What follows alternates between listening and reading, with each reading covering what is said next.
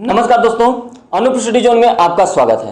आज हम लोग देखने वाले हैं भारत में सहकारी आंदोलन और उत्तर प्रदेश में कृषि नीति। ठीक है, तो चलिए बिना देर किए आज का ये क्लास स्टार्ट करते हैं। सबसे पहले देखिए, भारत में सहकारी आंदोलन कर लीजिए या सहकारी समितियां। ठीक है, तो 1901 में भारत सरकार ने एडवर्ड लॉ की अध्यक्षता में सहकारी समितियों के संगठन पर संभावना और सफलता पर रिपोर्ट देने के लिए एक समिति की स्थापना की।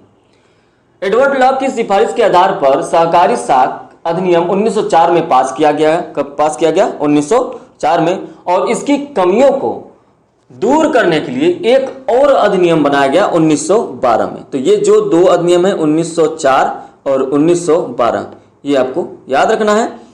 उसके बाद देखिए, सहकारिता को केंद्रीय सूची से हटाकर प्रांतीय सूची में रखने के बाद विभिन्न प्रांतीय सरकारों ने अपने अपने प्रांतों में सहकारिता की सफलता और उसकी प्रगति की संभावनाओं की जांच करने के लिए निम्न समितियां बनाई। पहले जो भी सहकारी समितियां थी वो केंद्र सरकार के अंतर्गत थी, लेकिन क्या था, सबसे पहले 1904 में इस एडवर्ड लॉ की सिफारिशों के आधार पर सहकारी साख अधिनियम 1904 में पास किया गया। उसमें कुछ कमियां रह गई, तो उसके बाद फिर 1912 में एक और अधिनियम आया उसके कमियों को दूर करने के लिए। ठीक है, उसके बाद उसमें क्या हुआ कि वहां से केंद्रीय सूची से हटाकर सहकारी समिति को केंद्रीय सूची से हटाकर राज्य सूची में, प्रांतीय सूची में कर दिया गया। अब जिम्मेदारी राज्य की है। हालांकि ऐसा नहीं है कि केंद्र की जिम्मेदारी नहीं है, लेकिन राज्य के अंतर्गत आ गई सारी जिम्मेदारियां, तो उस पर केंद्र भी काम करेगी और राज्य भी कार्य करेगी, लेकिन जो निगरानी होगी वो केंद्र करेगी। बाकी सभी कार्य लागू करना, उस पर फोकस करना, देखना कार्य कैसे हो रहा है कैसे नहीं हो रहा है, सभी चीज़ों का जो पालन होगा वो राज्य सरकार करेगी।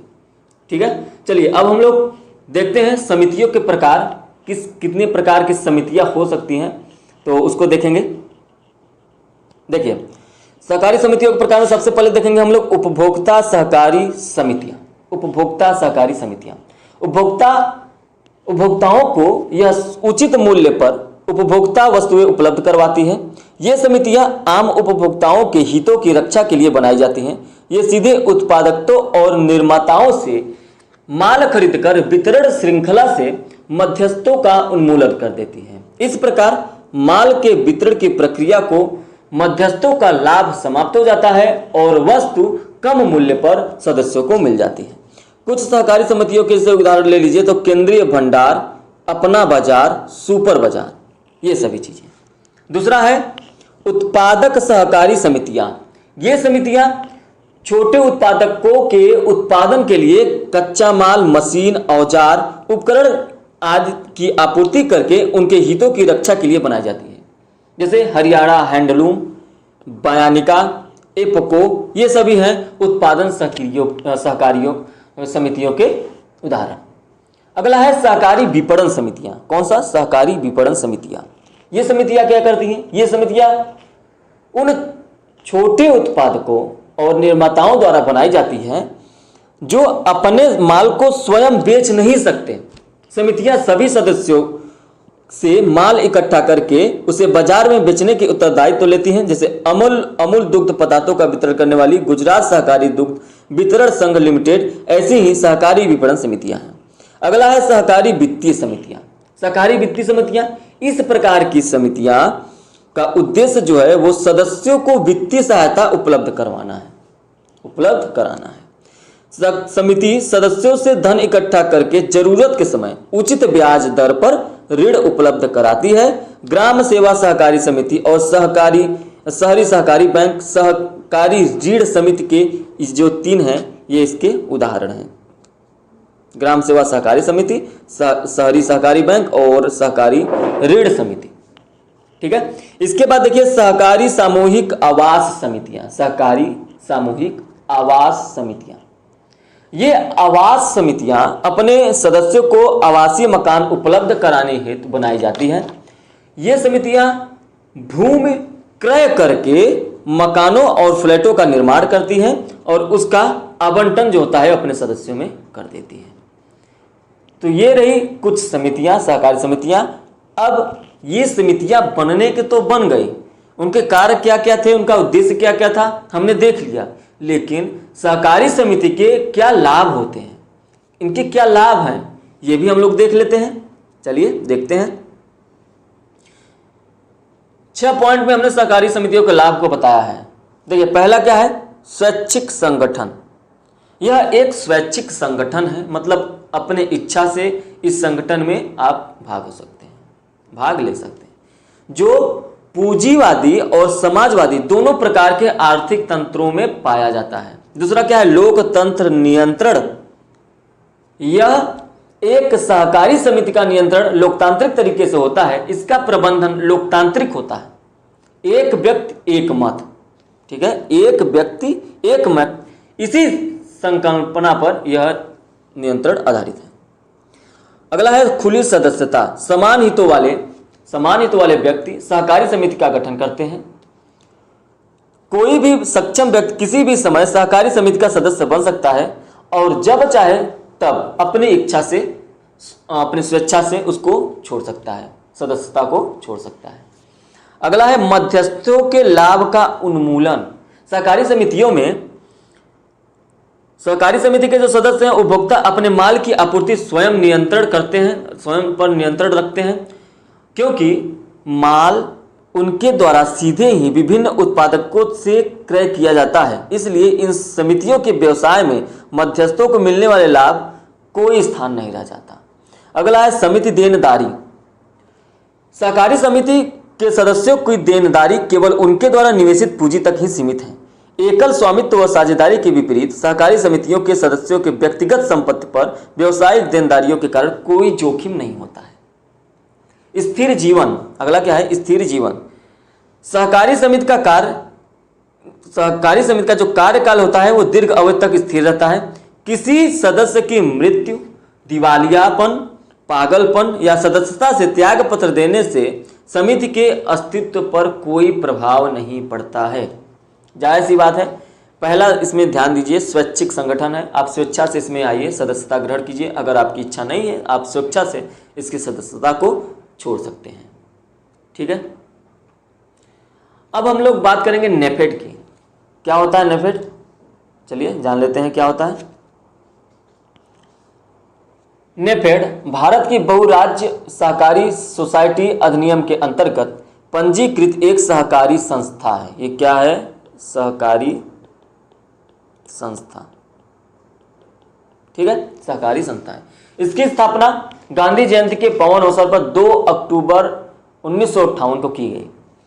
नेफेड की स्थापना कृषि उत्पादों के सहकारी विपणन को बढ़ाने के लिए की गई थी ताकि किसानों को लाभ मिल सके। नेफेड के सदस्य प्रमुख रूप से किसान हैं।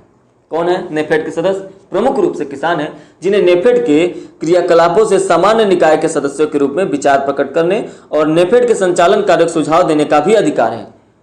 इसलिए नेफेड में उनका बहुत महत्व है किसानों का, ठीक है। इसमें आप अपना विचार दे सकते हैं और कैसे चलाया जाए इस संस्था को। तो इस पर किसान भाई जो होते हैं इसकी सदस्यता ग्रहण करते हैं और उसमें भाग लेते हैं, ठीक है। नेफेड का प्रमुख उद्देश्य क्या है, उद्देश्य पर आप ध्यान दीजिए। अगर उद्देश्य पूछेगा तो आपसे यही सीधे सीधे यही टर्म उठाकर एग्जाम में पूछ देगा, ठीक है। देखिए,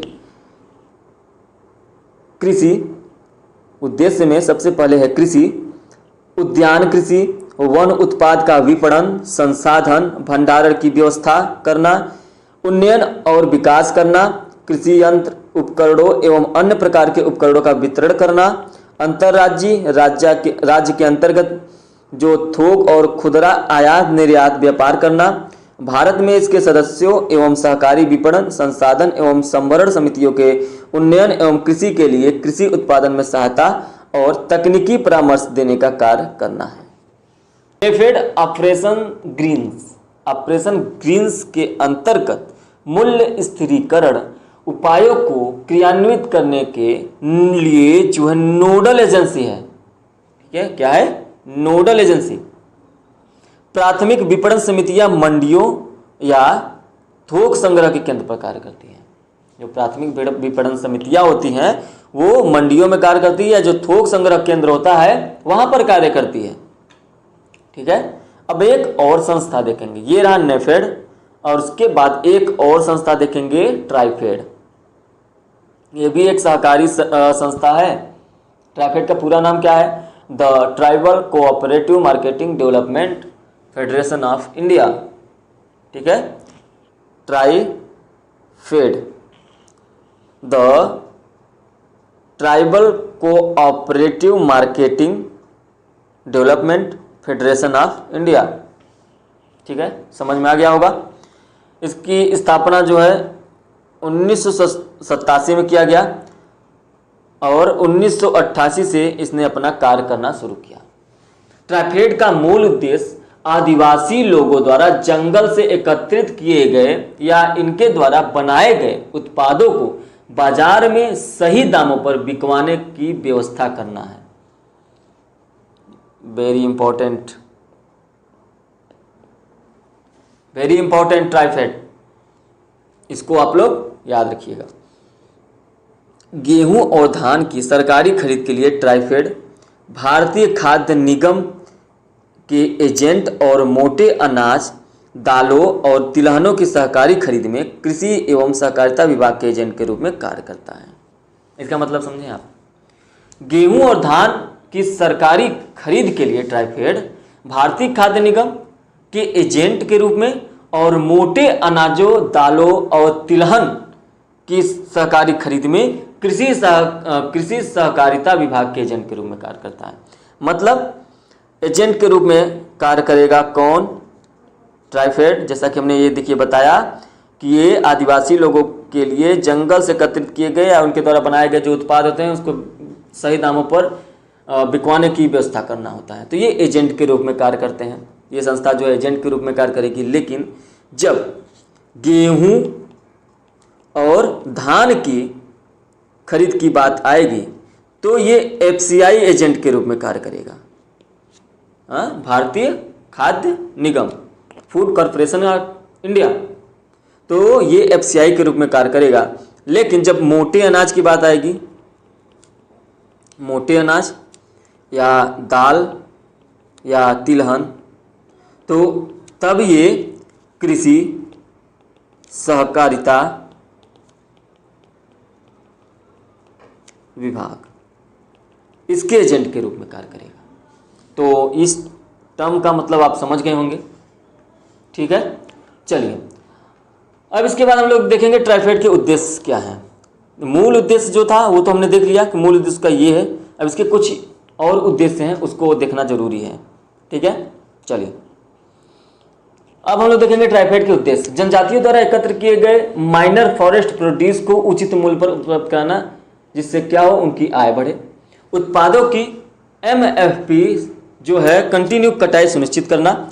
जनजातियों को व्यावसायिक मध्यस्थों के शोषण से बचाना, क्योंकि जो मध्यस्थता पड़ेंगे तो ये जो मध्यस्थ होते हैं वो आदिवासियों से सस्ते दामों पर उत्पाद खरीद कर उन्हें बाजार में ऊंचे दामों पर बेचकर मुनाफा कमा लेते हैं।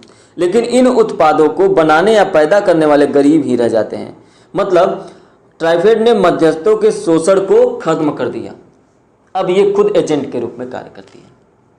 ठीक है, यदि उत्पादों की कीमत में उतार चढ़ाव होता है तो ट्राइफेड कृषि मंत्रालय से जनजातियों के लिए मुआवजे की व्यवस्था करता है।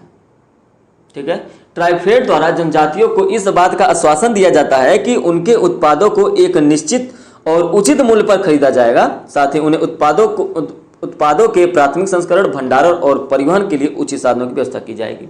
यदि जनजातियां जो हैं वो दूरी पर हैं, उनसे मार्केट दूर पर है, तो ट्राइफेड की जिम्मेदारी है, ट्राइफेड का जो लक्ष्य है वो अपने लक्ष्य पर प्राप्त करेगी। मतलब वो उसको परिवहन के माध्यम से उसको संस्था तक या जहाँ पर उसकी फसल को बिक्री होगी वहाँ तक पहुँचाएगी। परिवहन की व्यवस्था करेगी, साधन व्यवस्था, परिवहन, ये सभी चीज़ें जो है भंडारण के लिए भी व्यवस्था ट्राइफेड करेगी। ट्राइफेड माइनर फॉरेस्ट प्रोड्यूस की बिक्री के लिए नए बाजारों की जानकारी भी उत्पादकों को देता है। जो एमएफपी होता है इसकी जानकारी भी जनजातियों को मिलता है। कौन देता है? ट्राइफेड। ट्राइफेड जनजातियों को उत्पादों की अच्छी कीमत दिलाने के लिए जनजातियों की सौदेबाजी शक्ति को बढ़ाने में कार्य करता है, ताकि उन्हें मजबूरी में कम दामों पर जो है अपना फसल बेचना न पड़े।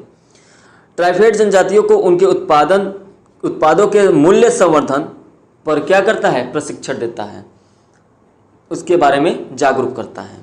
ठीक है, ये रहा ट्राइफेड और ट्राइफेड के उद्देश्य। अब इसके बाद हम लोग देखेंगे इफ़को। क्या देखेंगे, इफ़को। इफ़को ये जो है 3 नवंबर 1967 को Indian farmers fertiliser cooperative limited IFFCO का पंजीकरण एक बहुएकक सहकारी समिति के रूप में किया गया। ठीक है, तो इफ़को का फुल फॉर्म क्या है, ये भी आपसे एग्जाम में पूछ सकता है। इफ़को का full form Indian farmers fertiliser cooperative limited, ये है इफ़को का फुल फॉर्म। विश्व का सबसे बड़ा उर्वरक सहकारिता संस्था है। इफ़को में 40,000 सहकारिताएं इसके इस समय सदस्य हैं। ठीक है, बहुराज्य सहकारी सोसाइटी अधिनियम 1984 और 2002 के अधिनियम के साथ ही एक बहुराज्य सहकारी समिति के रूप में पंजीकृत है, जैसा कि हमने अभी इससे पहले बताया। यह समिति प्रमुख रूप से उर्वरकों के उत्पादन और विपणन के कार्य में संलग्न है। इफ़को जो है मुख्य रूप से उर्वरक के उत्पादन और बाजार से संबंधित उसके कार्य में संलग्न रहता है। तो ये रहा इफ़को के बारे में जानकारी। अब हम लोग एक महत्वपूर्ण योजना देखेंगे कृषि नीति के अंतर्गत। कौन सी योजना? गांव के विकास में भी इसका योगदान है, कृषि में भी इसका योगदान है, उत्तर प्रदेश कृषि नीति में भी इसका योगदान है। तो ये जो है बहुत ही इम्पोर्टेंट है। क्या है, देखिए आपके सामने है, किसान क्रेडिट कार्ड योजना। किसान क्रेडिट कार्ड योजना, किसान क्रेडिट कार्ड योजना की शुरुआत 1998 में अगस्त में, उस समय जो वित्त मंत्री थे यशवंत सिन्हा द्वारा की गई थी। ठीक है, इससे क्या होता है, किसानों को कर्ज मिलता है और इतनी समय भी मिल रहा है किसानों को कर्ज। उसकी ब्याज दर क्या होती है, कम होती है, जिसकी वजह से किसान आसानी से कर ले सकता है और वो सरकार की तरफ से होता है जो कर लेता है। इसलिए किसान क्रेडिट कार्ड की सुविधा सबसे अच्छी सुविधा मानी जाती है। इसमें किसानों को 50,000 से लेके 3 लाख तक का कर्ज दिया जाता है, जिसके ब्याज दर 6 माह तक 4% और 1 साल के लिए 7% होती है, जो किसानों के लिए बहुत अच्छी होती है। इस किसान क्रेडिट कार्ड की वजह से किसान अपनी फसल बीमा भी करा सकता है। जिस किसी भी कारण से अपनी फसल नष्ट होने पर आपको अगर उनको मुआवजा भी दिया जाता है, अगर किसी कारण से किसानों का फसल नष्ट हो जाता है तो किसान क्रेडिट कार्ड की योजना के इसी के अंतर्गत क्या होता है, मुआवजा भी दिया जाता है उनको। जैसे बाढ़ की स्थिति में बाढ़ आया और फसल डूब गया तो फसल के वहाँ क्या हुआ, या सूखा पड़ा और फसल नहीं हो पाया, या कभी कभी क्या होता है फसल पड़े रहते हैं खलिहान में या खेतों में, वो जल जाते हैं, किसी कारणवश आग लग जाते हैं। तो ये जो भी होती हैं इन सभी चीज़ों में मुआवजा देती है सरकार किसान क्रेडिट कार्ड के अंतर्गत।